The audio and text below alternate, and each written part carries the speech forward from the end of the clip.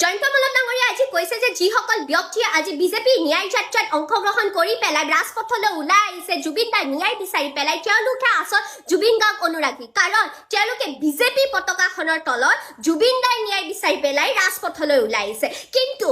জয়ন্ত মল্ল ডাঙৰীয়া আপুনি এই কথা জানেনে যে বহুতো ব্যক্তি যিসকল আজি আপোনালোকৰ ন্যায় যাত্ৰাত উপস্থিত আছিল বা অংশগ্ৰহণ কৰিছিল তেওঁলোকে এই কথাকে গম পোৱা নাছিল যে এই ন্যায় যাত্ৰা কাৰ বাবে হৈছে কিহৰ কাৰণে এই ন্যায় যাত্ৰা হৈ আছে বা এই ন্যায় যাত্ৰা কাৰ বিৰুদ্ধে কৰা হৈছে জয়ন্ত মল্ল ডাঙৰীয়া আপুনি হয়তো নিশ্চয় শুনিছে যে যোৱাকালি হিমন্ত বিশ্ব শৰ্মা ডাঙৰীয়াই কৈছিল যে যদি তেওঁ পদত্যাগ কৰে তেতিয়াহ'লে অসমত বৰ্তমান যিসকল ব্যক্তিয়ে জুবিন দাৰ ন্যায় বিচাৰি পেলাই আন্দোলন কৰি আছে বা প্ৰতিবাদ কৰি আছে তেওঁলোকে প্ৰতিবাদ কৰা বন্ধ কৰিব আজি আপোনালোকে ৰাজপথত ওলাই পেলাই ন্যায় যাত্ৰা কৰি পেলাই আপোনালোকে এই কথা স্পষ্ট কৰিব বিচাৰিছে নেকি যে আপোনালোকে হিমন্ত বিশ্ব শৰ্মা ডাঙৰীয়াই পদত্যাগ কৰাটো বিচাৰে বা আপোনালোকে এই কথা ভাবিছে নেকি যে হিমন্ত বিশ্ব শৰ্মা ডাঙৰীয়া অসমত থকালৈকে জুবিন দাই কেতিয়াও ন্যায় নাপায়